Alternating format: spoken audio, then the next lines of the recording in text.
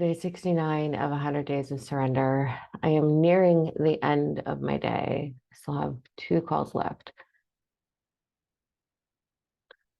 Okay, let's talk about some of the shit involved with being in soul purpose. Um, there's 2 main points I want to make. I'm going to try to make, and I've just literally run out of steam right now. So, point number one, as I massage my head because I'm tired. Ooh. Point number one, if you don't manage your day is going to manage you.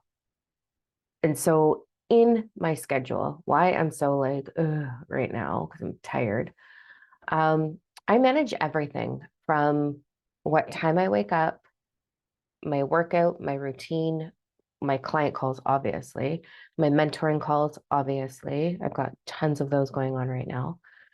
Um, when I'm going to eat, if I'm cooking, that time is allotted for. Do you know how much you can get done in 8 minutes? Do you know in 8 minutes, you can actually cook an entire like egg sandwich and then have it eaten in your gullet and be back on your calls? 8 minutes. Like who knew? When you use your time efficiently. um, but yeah, I manage my entire day. And then if I get a cancellation, I take advantage of that hour and I ask myself, okay, what am I doing? What am I going to do with this hour? Do I want to run to the store? What do I want to do? So I kind of want to show you the bombshell that my house is right now and what I'm going through. I'll take you on a tour in a second here. Um, so I had a 40-minute gap.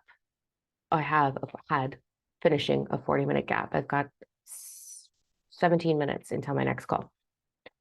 So in those 17 minutes, I'm going to do this, take advantage of those 17 minutes to chat with you guys. And then I will finish my last 2 calls and then I will be recording the coffee chat membership. And then I will be done, which puts me at 6 to 7 to 8:15 to 9. So I'll be done at 9 p.m. And I started this morning at 6. So it's of soul purpose. It's a con.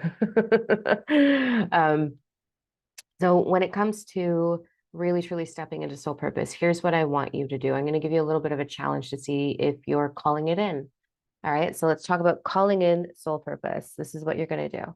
In order to be successful, and you can look this across the board with high-end entrepreneurs. We're only a $500,000 company. I don't feel like we're that big yet. However, at the same time, I'm like, oh my fucking God, my company's a $500,000 company. Like, are you fucking kidding? I'm just like this weirdo. What? So I have very mixed emotions about it. But with that, so if you want to attain that level, right? So what I want you to do, oh my God, I can't even think straight right now. Here we go. For real. Focus. Here we go. Look at your dream. How big is it? Are you willing to sacrifice the little luxuries you have with your time? Because you're going to have to. 100% you're going to have to. It's a trade-off. So if you don't like the word sacrifice, look at it as trade-off. I love indulging in anything, like anything, especially time. I don't have that luxury. I do not have that luxury at all.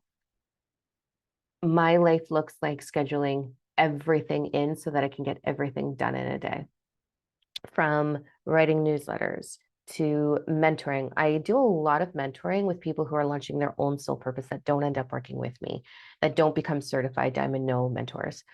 I mentor a lot of people. I have my clients, my students that I work with, and then I teach my retreats, and then I do my one-on-one retreats, and then I speak on stages, and I have publications that are out there, and I have a lot of things going on.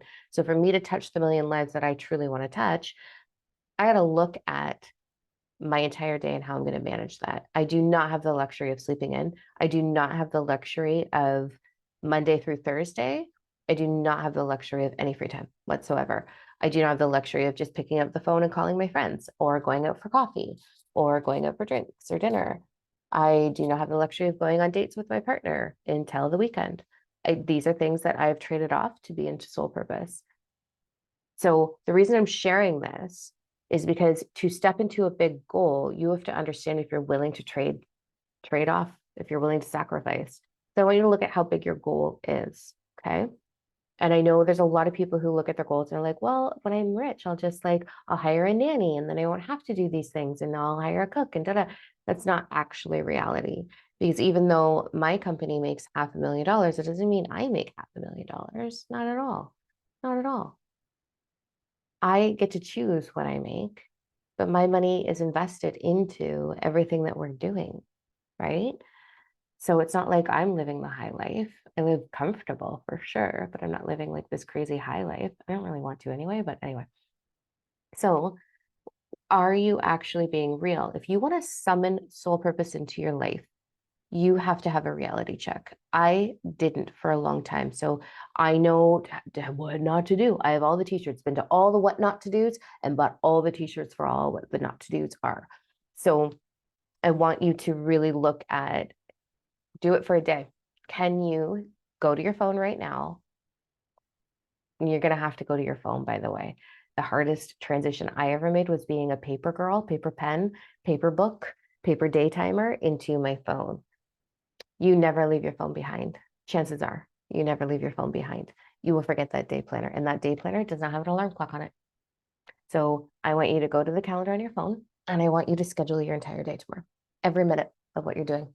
I want you to schedule what time you're getting up, what time you're showering, if you're washing your hair or not washing your hair, because that's in my schedule. What hair wash days? All right, I need an extra 30 minutes because I have to dry it and flat iron it. So I want you to schedule shower, hair, makeup, if you're doing that, skincare, your movement for the day. You have 4 bodies. You need to do something for all 4 bodies if you're going to be in soul purpose. You need to be filling your bucket. Okay, that's a different conversation, but you need to be filling your bucket. So you have 4 bodies. Are you going to fill each one of those bodies up? So you have to do one thing for each body. Schedule it into your calendar. Schedule in what you're going to eat and when you're going to eat it. Because if you don't schedule what you're going to eat, you're going to waste time figuring out what to eat. I'm not joking. It's this serious. I want you to do it for a day. The reason I want you to do that is I want to see, are you ready for that level? If you're not, there's nothing wrong with that. And if your goals aren't that big, amazing. There's a piece of me sometimes that wishes my goal wasn't changing a million lives and only like I wish I was done now. Like I would rather have a smaller goal in my ego because then I would have more luxury time, right? Leisure time, I guess is the word. So schedule a day and see where you're at if your goals are big like mine. When you get real with it, you've got a vision. So look at your vision. Does that vision mean that you're going to make sacrifices? What does that look like? So that's step 1.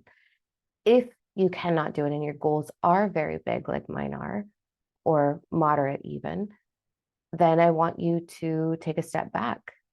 It means you're not ready. And there's nothing wrong with not being ready. I wasn't ready for years for this level. I had to gradually grow into this level.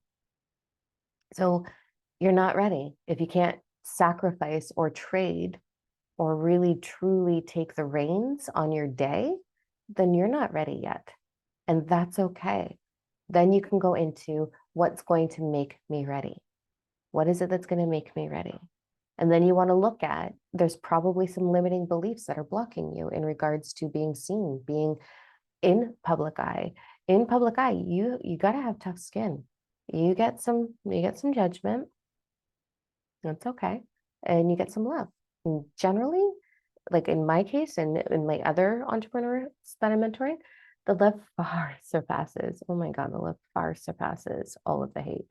So you kind of like laugh at it. You're like, be over there. It's fine. So if you aren't ready to take the reins on your day, then I want you to start to process, is there limiting beliefs in regards to being seen, being valued, being heard? Is it safe to be seen? Did you have a lot of physical abuse or a lot of violence in your home as a kid and you had to go and hide? You had to stay away from it, otherwise you were going to be harmed. That I've seen that. That was one of mine too, actually. And I was afraid that if I was out there too much, that meant pain for me. So hiding was safe. Are you hiding? So I want you to start to process these limiting beliefs and figure out, why can't I take the reins on my day? So that's part 1. The second part of this challenge is there's 5 steps to aligning with anything in life. And in those 5 steps, there's 5 action steps as well in between each step. So I'm going to give you one of them. First, the 5 steps of aligning with anything are your belief, creates an emotion. That emotion creates the frequency. That frequency is your vibration that the law of attraction is responding to, okay? So it creates a vibration. Your vibration creates your perception, the way you see the world, and your perception creates your outcome. This is just five ways, or the 5 steps in which we align with frequency. It all starts from your beliefs. So that's why looking at your limiting beliefs is important, okay? Now, in between all of that, there's 5 actual action items. Like, here is an act, like, go do this action item. One of them is taking 5% action towards your goal. So if you have a huge vision, if you have a dream, a soul purpose, or just even the ache of soul purpose, what are you doing to summon universal flow to work with you? So through you, with you, for you. What are you doing with that 5%? What's that 5% action for you? So I want you to process that. It only takes 5% action to summon universal flow to move through you, with you, for you. So I want you to look at that. So those are the 2 main things. I can show you the chaos that my home is. You probably don't even fucking care, but let's go on a walk anyways. As I walk through, you're going to see how many minutes do I have? 7. We've got this. You can do so much in 7 minutes. All right. So I literally just came back from grocery shopping, threw them. Look at this. I'm OCD. Well, okay, I shouldn't use that because I don't think I'm medically OCD. So that's not fair of me to say that. It's just an old habit. Sorry. I am very meticulous about how things are because as a little kid, everything was chaos, and it makes me feel safe when things are organized and visually pleasing. So I'm really uptight about how things are in my home.